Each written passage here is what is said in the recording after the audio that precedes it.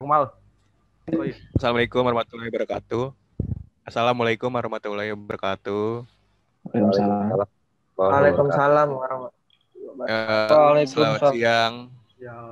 Selamat siang khususnya untuk Bang Mato nih, Iqbal Matovani selaku owner dari Bail Coffee. Nyapa dong, Mat. Tes dengeran nggak? Ya, kedengeran. Ya udah. Berarti gua nggak usah pakai earphone ya. Iya. Ya, Bang Mato, apa kabarnya? Sehat, Bang? Alhamdulillah sehat. Oke. Terus sehat. Iya. Jadi adanya wawancara ini, kami selaku mahasiswa Ilmu Komunikasi U45 Jakarta, yaitu Prodi Ilmu Komunikasi semester 5 yang mengambil mata kuliah Marketing Public Relation, ingin membuat sebuah kegiatan abdi masyarakat gitu ke UMKM, usaha menengah kecil gitu loh. Jadi sistem abdi masjid itu seperti apa? Jadi kita itu buat rencana strategi ke Bang Mato gitu loh, agar usaha yang dijalanin Bang Mato itu biar lebih menaikkan ininya gitu loh, pasarnya gitu loh, dan membantu pemasaran Bail Coffee gitu loh. Nah, sebelum itu kita mau ada tanya-tanya dikit nih. Mungkin bisa dimulai. Bang Mato, yang pertama, apa bisnis yang dijalankan oleh Bail Coffee? Bisnis yang dijalankan oleh Bail Coffee itu basisnya itu food and beverage. Lebih tepatnya kayak makanan dan minuman lah, ya kan. Terus kita lebih fokusnya ke topiknya aja sih. Jadi lebih ke beverage-nya aja. Jadi kita emang bidangnya pada dasarnya food and beverage gitu.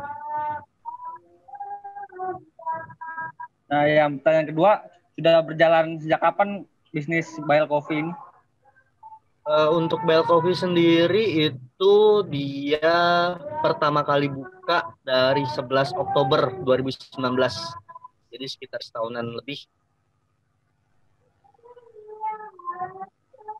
Nah, pertanyaan ketiga, apakah Anda menjalankan bisnis ini seorang diri atau dengan teman? Untuk bisnis ini saya menjalankan seorang diri karena di saat itu saya lagi punya modal yang cukup untuk buka sendiri. Jadi lebih baik sendiri daripada banyak kepala. Beda visi, beda misi, itu bakalan susah nanti di bisnisnya.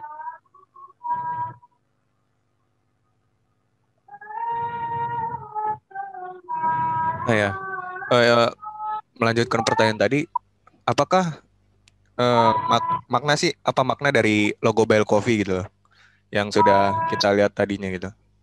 Oh, jadi Maksudnya maknanya gimana itu ya? Bell itu kan diambil dari salah satu buku Goetia, Lesser King of Solomon. Jadi itu salah satu Bell itu adalah salah satu iblis taklukan dari Nabi Sulaiman. Saya terinspirasi dari itu karena nama Bell itu sendiri agak disleng-sleng mirip dengan nama saya, jadi Iqbal Matovani seperti itu. Jadi Oh Bell. begitu. Ya, untuk logonya sendiri jadi lebih ke kayak karakter dua dimensi gitu, tapi kayak iblis gitu wujudnya. Kayak gitu sih. Oke, bisa kita lihat dulu ya logo dari Bail biar Ya, kelihatan nggak? ini. Nah ini ya, tadi yang dimaksud ya. Ya. Nah itu karakter apa sih? Anime tadi ya? Bukan ya? Kambing gitu ya, bukan? Lebih ke karakter stok lah. Kita nggak mungkin pakai karakter anime juga. Itu bakal Oh, bahaya juga nanti buat kedepannya kalau misalkan ini bisa di-show nanti sama ini yang punya gambar. oh iya benar. Ini yang buat siapa nih? Buat sendiri atau gimana nih? Jadi Dari waktu itu untuk sketsanya? ininya sketsanya kita ngasih ke orang, terus untuk finishingnya orang lain. Kita dari diri sendiri, finishingnya orang lain supaya biar lebih bagus. Gitu.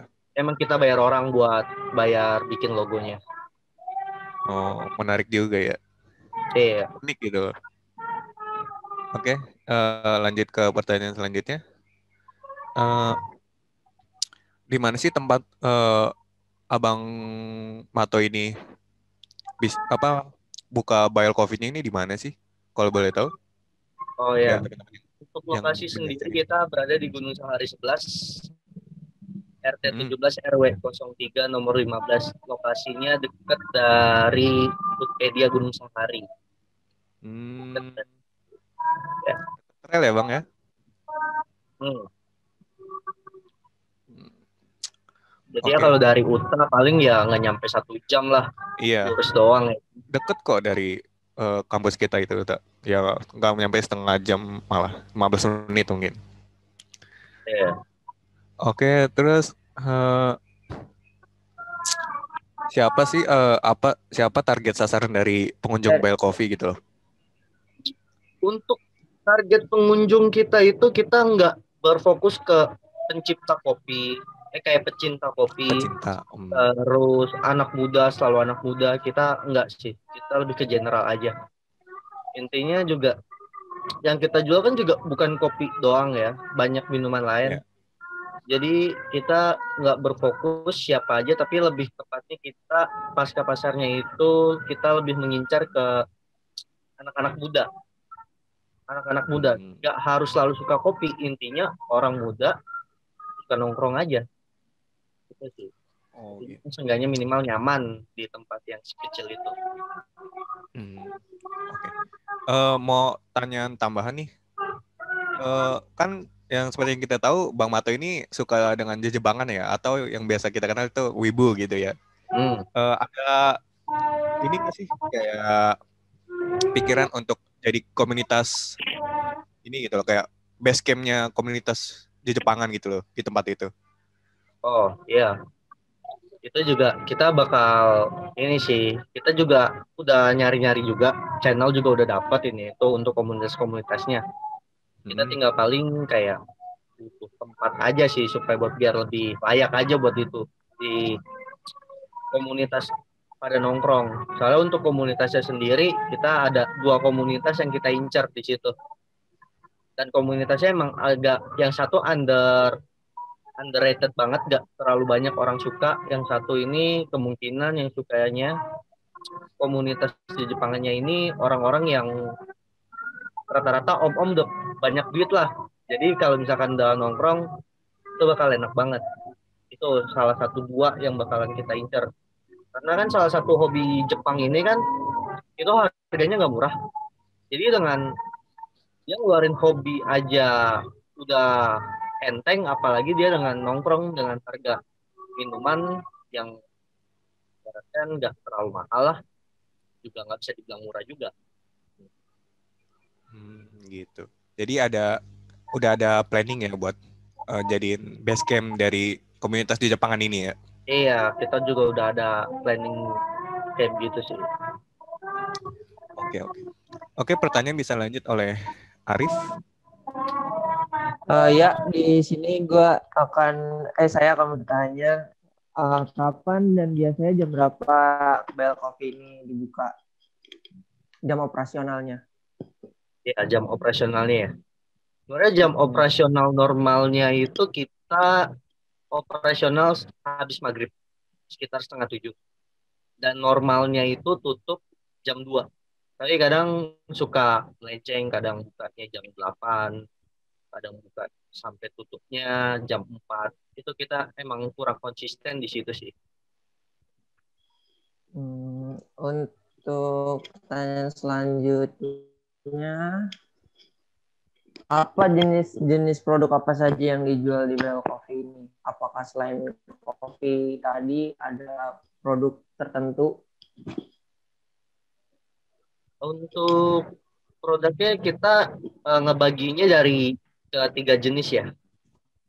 Di kopi, non kopi itu kayak powder, terus pakai susu sama ini apa? Sama tea. teh, dan kopi, sama kopi. Ada 3 jenis kita. Nah, itu kalau untuk masing-masingnya itu apa aja? Misalnya kopi ada apa, teh ada apa aja jenisnya?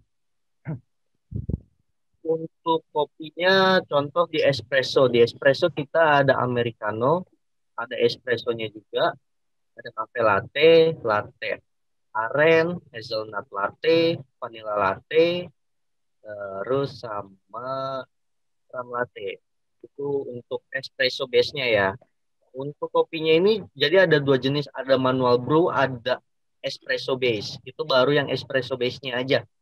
Untuk yang manual brew-nya kita ada V60, ada Vietnam drip, sama ada kopi tubruk. Gitu. Untuk yang kopi. Untuk yang non kopinya kita ada ini apa? Oreo milkshake, vanilla milkshake, terus ada rum Oreo, red velvet, sama matcha. Dan untuk tehnya kita ada black tea, ada hazelnut tea, ada mango tea, sama ada ini apa? Satu lagi lychee tea. Ya. Itu ada buahnya itu yang teh-teh itu apa gimana? Ya, di lychee tea-nya aja sih. Baru ada tea-nya aja. Oke, next, tanya selanjutnya. Ada pertanyaan lagi, apakah bakal nambah rasa varian baru atau inovasi baru? Apa ada rencana pengen punya menu baru gitu variannya? Oh iya dong, otomatis kita ini minimal ngebaca pasar juga, tapi kita juga jangan sampai benar-benar imitasi, kita jadi orang lain juga, benar-benar ngikutin apa-apa serba ngikutin. Otomatis kita punya inovasi baru juga lah. Misalkan lagi ngetren ini, ya kita buat sesuatu yang baru, tapi orang lain juga nggak mungkin, bukannya nggak mungkin sih, mungkin bisa aja, tapi nggak pasti sama rasanya. Yang jelas inovasi menu itu harus selalu ada, dan itu juga nggak bakalan sering dikeluarin kayak sebulan sekali nambah menu. Nggak, kita pasti juga bakalan baca survei juga dari lapangan. Pasti kita dulu di lapangan ini apakah dia udah bertahan lama. Kita lebih baik ngikutinnya, biarin aja orang ini dulu. Nanti kalau misalkan emang udah rame, kita bakal ikutin, tapi kita bikin beda. Kita punya inovasi sendiri untuk menunya. Jadi seperti itu cara jual saya di kedai.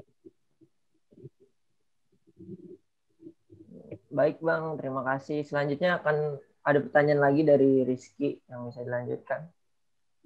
Iya, tadi kan disebutkan kalau varian-varian produknya yang jual itu kan kayak ada kopi sama teh itu. Itu yang paling sering dibeli itu dari yang kopi, kalau enggak dari yang produk lainnya itu apa itu biasanya? Oh iya. Oh, tadi ada satu sih yang belum saya sebutin, satu ya, itu signature drink saya, namanya Wedang Rosella. Sebenarnya ini kan saya kan tempat kopi ya. Saya tempat kopi, tapi saya menu andalan saya justru bukan kopi, tapi Wedang Rosellanya itu. Ya, untuk signaturenya Wedang Rosella sudah pasti itu jadi main best seller saya. Terus untuk di coffee-nya saya untuk best seller itu ada di V60. Untuk non coffee-nya saya ada di ini, ada di non coffee ada di Red Velvet. Untuk di tehnya saya ada di ini black tea saya. Jadi Saya ini jauh sama teh biasa, cuman bedanya itu pakai black tea. Jadi emang lebih calm aja sih buat orang buat minum. Kayak gitu. Jadi signature dish ini yang paling dikenal itu ya, wedang Rosella tuh, soalnya paling beda. Namanya Bell Coffee, tapi yang dijual yang paling laku wedang Rosella itu ya. Iya, soalnya kita emang dari awal kita promosinya nggak pernah kayak promosi jual kopi sih. Kita promosinya jual wedang Rosella. Jadi itu sebagai daya tarik juga kita buka kedai kopi. Loh, kok promosinya nggak kopi, ini wedang. Nah itu, kan idealisme saya ini apa marketing ngepromosiin produk saya kayak gitu. Jadi kalau udah yang mikir wedang Rosella ingatnya ke Bile Coffee-nya Bang Mato ya. Iya, jadi kayak kita nanemin apa ya bilangnya ya kayak gitu ya, kayak nanemin sesuatu lah. Signature dish. Heeh. Kayak Bell Coffee nih pasti orang udah mikir oh wedang Rosella. Dengar Rosella, oh pasti dengar ingat-ingat wedang nih. Soalnya kan itu juga nggak banyak ya wedang Rosella ya. Saya nggak tahu udah banyak atau belum. Yang jelas untuk di Jakarta sih masih belum ada wedang Rosella itu. Nah, saya juga mau tanya, ini kan tadi kan udah banyak yang produknya udah banyak yang tahu itu ya. Terus sekarang juga ada promosi nggak sih? Apa? Sekarang itu juga ada promosi nggak sih dari kan produk-produknya udah ada banyak yang tahu itu? Hmm. Kita untuk promosi kita yang jelas ada. Kita untuk promosi kita selalu pakai ini sih apa media media sosial untuk promosiin ini kita produk mentis kita. Eh,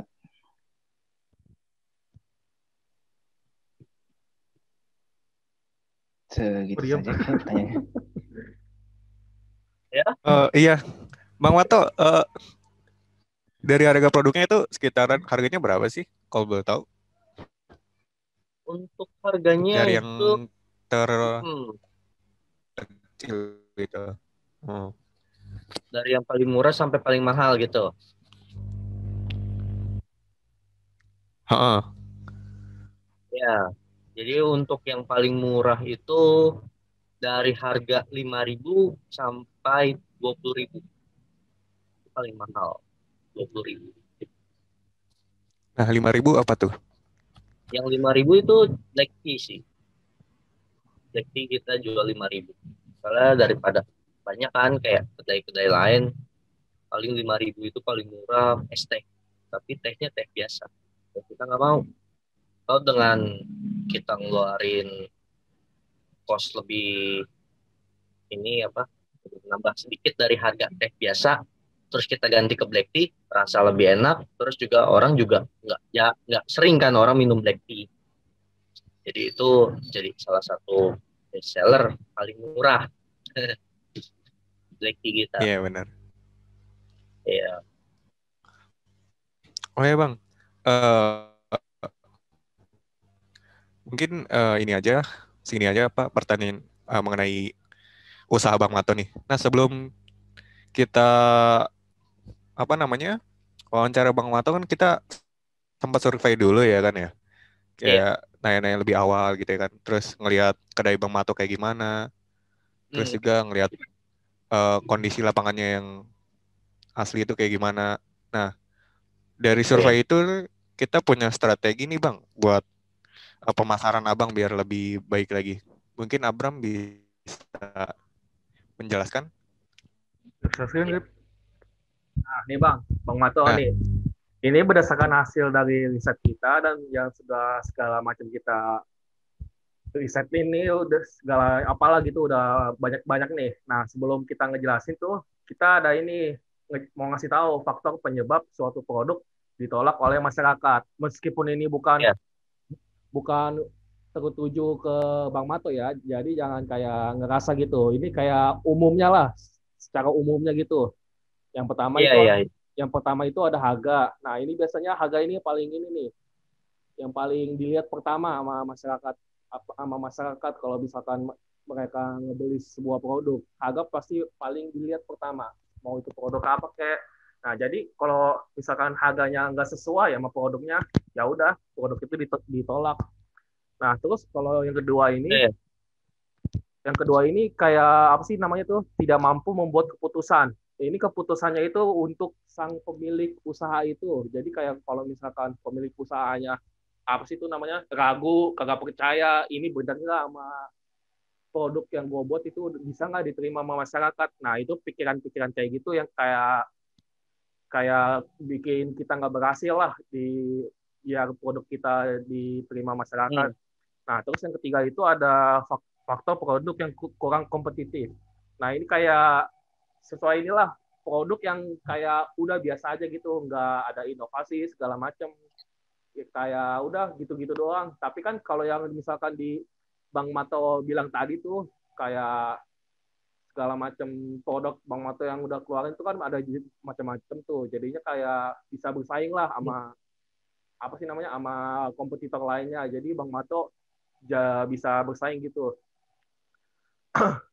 Terus habis itu yang keempat ini kayak tidak menyukai perusahaan, sistem atau dan penjualnya. Nah ini kalau misalnya kayak lu itu ada temen lu yang dendam pribadi bang sama lu, jadi kayak mereka nggak mau beli apa sih produk lu, mereka ada kayak dendam gitu, benci sama lu. Nah ini jadi lu kudu harus apa sih namanya ya, kudu harus ngerangkul lah, jangan ada julit-julitan segala macam, nanti yang ada jadi dibenci sama orang gitu. Iya.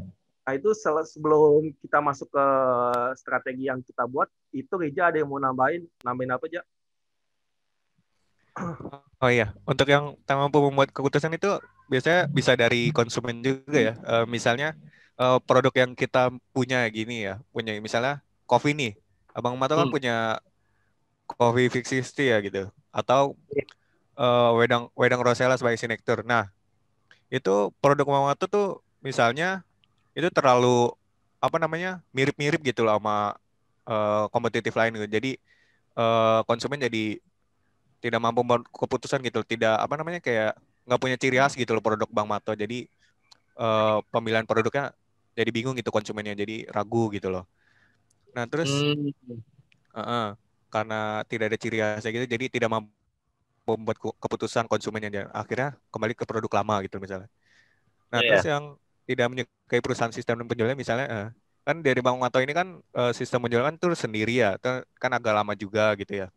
Nah dari situ mungkin ada yang ini nih nggak suka gitu, misalnya ini orangnya cuma sendiri doang nih, terus kerjanya lama, udahlah jadi nggak kesini lagi lah gitu loh. Terus juga di yang kita tahu kan yang Mbak Mato kan itu kan konsumen adalah raja tapi pembeli adalah dewa kalau di Bang Mato ya. Nah mungkin dari sistem itu ada yang suka gitu, ada yang kurang suka nih, dari sistem Bang Mato. Padahal mah kalau misalnya ini menarik gitu ya. Walaupun pemberi adalah raja, tapi di Bang Mato ini Bang Mato dewanya gitu loh. Oke, bisa lanjut Bram. Nah, dari situ produk bisa ditolak gitu loh karena faktor-faktor itu gitu loh. Oke, bisa lanjut Bram. Apa aja? Lanjut. Nah, oke. Nah, selanjutnya nih ini kita bakal ngomongin strategi yang sudah kami riset ini.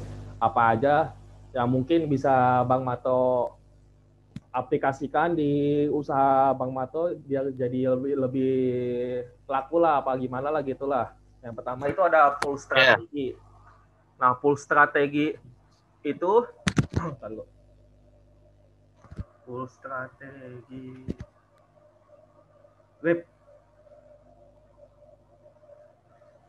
Rip, oi.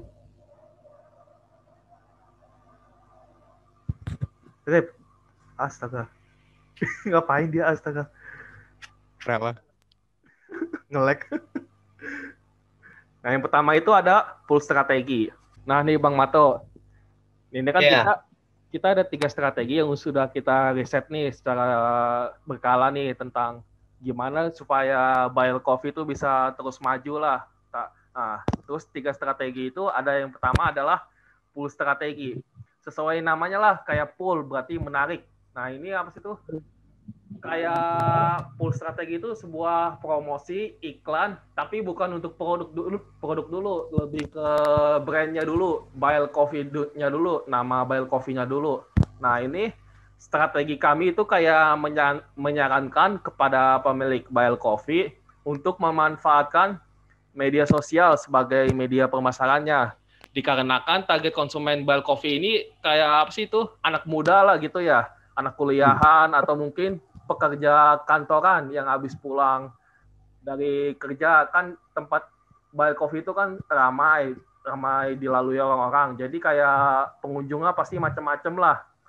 Ya kan, pasti kayak terus media sosialnya itu tujuannya untuk Bang Mato memposting segala sesuatu yang lucu, menarik, atau menghibur. Contoh dari hal menarik dan menghibur itu kayak memposting meme lah gitu, meme pada akun media sosial Instagram Bile Coffee sebagai iklan untuk produk Bile Coffee. Dengan postingan itu, Bile Coffee dapat menarik perhatian konsumen anak muda karena mereka akan menganggap bahwa Bile Coffee adalah tempat yang cocok untuk mereka singgahi karena menyajikan hiburan yang dapat membuat mereka merasa terhibur gitu. Lalu yang kedua, gue banget gitu ya. Lalu yang kedua ada push strategi. Nah, yang kedua itu ada push strategi. Push strategi itu adalah sebuah strategi untuk mendorong konsumen. Nah, jadi Bile Coffee itu mendorong konsumen untuk membeli produknya.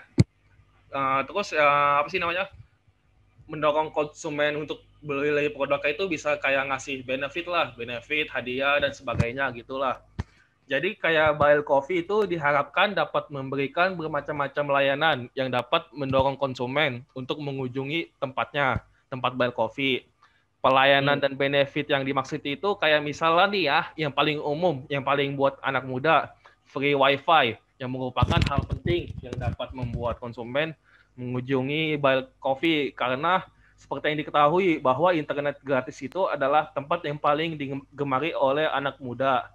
Lalu pelayanan lainnya seperti kayak ini, Bang Mato kan itu kan hobi Jepangan lah. Jadi pasti udah gitu target sasarannya seperti yang dijelaskan tadi itu apa sih, anak yang suka Jepangan juga. Jadi kayak kalau mau dapat sebuah komunitas yang bisa mengunjungi tempat Bile Coffee, pelayanan lainnya itu kayak memberikan hadiah kepada pengunjung yang mempunyai hobi yang sama seperti pemilik Bile Coffee. Hadiah tersebut bisa kayak satu buah stiker bergambar animasi Jepang lah gitu, kayak stiker-stiker yang biasa ada di event-event anime lah gitu. Lalu promo hadiah lainnya kayak beli banyak gratis sekian, kayak beli 5 gratis 1. Nah, promo ini lebih ditargetkan untuk pekerja kantoran yang habis pulang kerja jika dilihat dari tempat Bile Coffee yang strategis.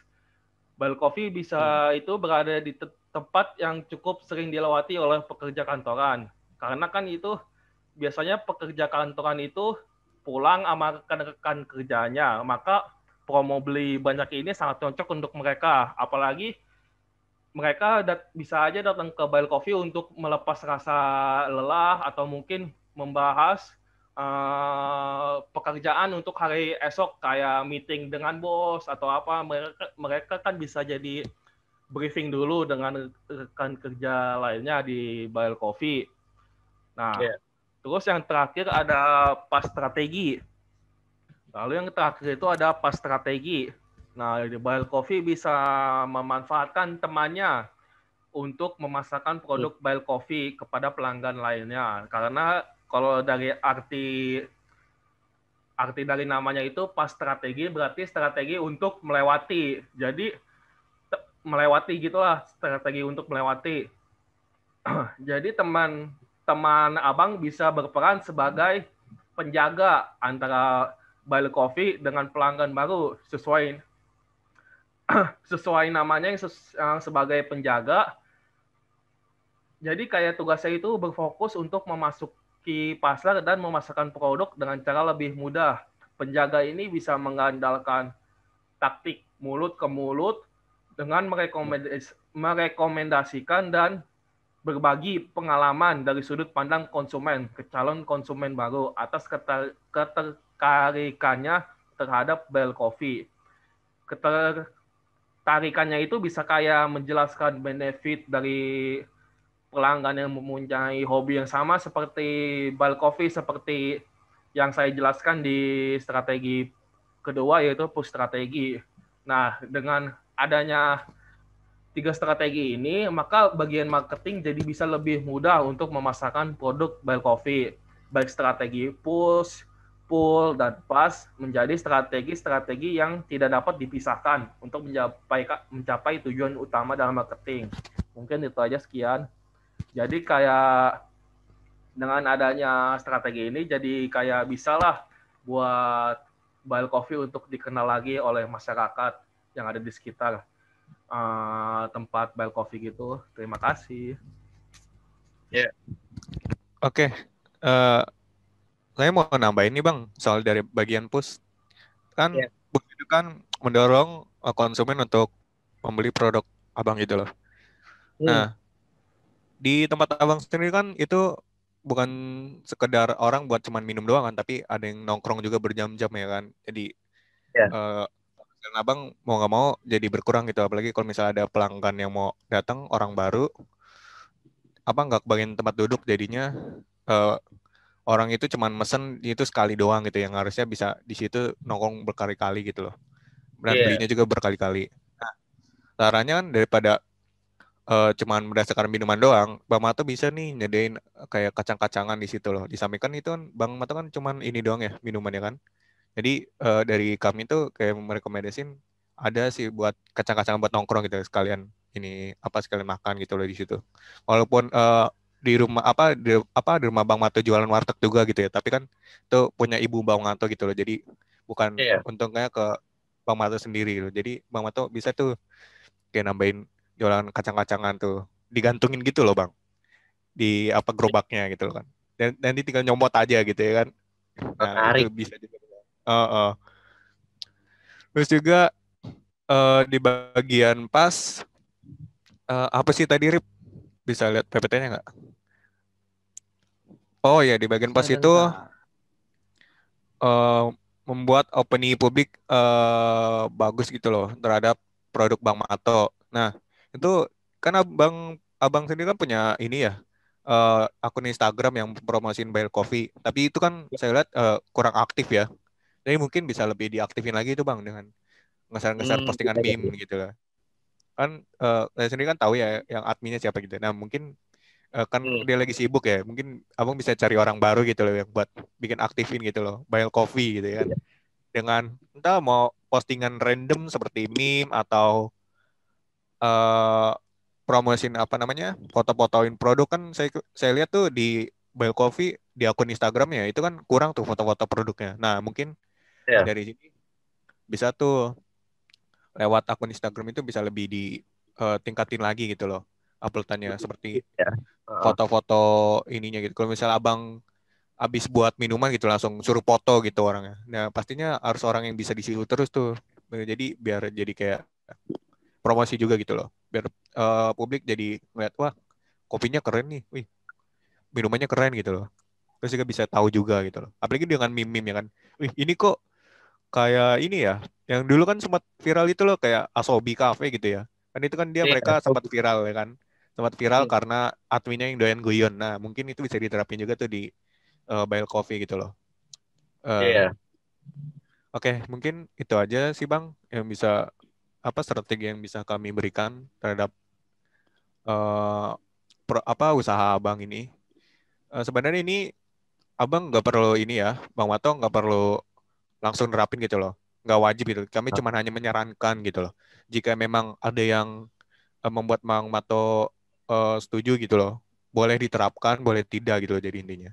Jadi Bang Mato, kami nggak maksa Bang Mato untuk eh, nerapin strategi yang kami berikan gitu loh. Mungkin Bang Mato ingin menanggapi dari strategi kami, boleh? Untuk strateginya itu yang jelas saya lihat di sini bagus dan pasti bakalan saya pilih-pilih juga dari yang tadi. Iya benar. Nggak mungkin semuanya langsung saya ubah Iya. kayak gitu. Nanti proses satu-satu saya bakalan terapin itu yang bagus, yang menurut saya bagus, yang menurut saya efektif, itu pasti bakalan saya Iya. pakai. Iya bang. Ya jadi intinya eh, saya ingatkan sekali lagi kalau ini tuh cuma sekedar saran saja dari kita gitu. Tidak ada paksaan gitu loh. Buat Bang Mato harus benar-benar nerapin gitu loh. Karena jadinya kita hanya berniat untuk membantu gitu loh. Jadi boleh dipakai atau tidak itu terserah Bang Mato gitu. Hmm. Oke, mungkin itu saja eh, presentasi dan interview kali ini. kami teman-teman dari mahasiswa Ilmu Komunikasi Unpad 5 Jakarta mengucapkan terima kasih sebanyak-banyaknya kepada Bang Matovani yang sudah menyediakan waktunya untuk hadir di Zoom meeting ini dan bersedia untuk menjadikan usahanya sebagai kerjasama sebagai ikut bekerja sama gitu loh dengan project UAS kami gitu loh. Iya. Ya, mungkin teman-teman lain ada yang mau disampaikan atau sudah cukup? Iya, mau Arif, Abram, sampaikan. Rizky, oh iya, Ki, gimana Ki? Ya, tadi kan disebutin itu tadi ya pull push pass ya. Kalau pengen benar dipraktekin itu diurut kayak pull dulu, push dulu baru pas gitu. Tapi nggak kudu semuanya sih. Kayak misalnya tadi kayak si Reja nyaranin taruh kacang di itunya biar ada cemilannya gitu. Kalau nggak juga nggak usah, nggak apa-apa gitu. Itu aja sih. Paling Oh, jadi mungkin maksud Rizky kalau mau nerapin ini ya. Kalau mau nerapin ini harus sesuai urutan gitu Bang Wanto. Gimana Bang Wanto? Ya, paling kayak yang kacang itu mungkin saya bisa cari alternatif lainnya, atau emang mungkin nggak bisa kacang, mungkin saya bisa kasih pengganti makanan lainnya. Itu supaya biar orang makin nyaman nongkrongnya. Terus juga benar makin Bang. profit juga. Iya benar Bang. Jadi bukan cuma nongkrong terus ngabisin tempat doang ya kan berjam-jam dan bikin itu yang bikin pengurangan berkurang gitu loh. Walaupun rame tapi jarang mesen kan buat apa jadinya ya kan. Iya. Ini kan tambahin kacang-kacang itu lumayan kan. Dia gabut ya kan daripada ngobrol doang cuma minum habis itu kan sambil makan kacang gitu. Iya, Oke. benar-benar. Oke, mungkin gitu aja Bang. Terima kasih atas waktunya ya sekali lagi sudah berpartisipasi dan bekerja sama di Project Was Marketing Public Relation ini. Sekali lagi kami ucapkan terima kasih sebanyak-banyaknya atas waktu Abang gitu. Ya, terima kasih. Ya. Assalamualaikum warahmatullahi wabarakatuh. Waalaikumsalam warahmatullahi wabarakatuh.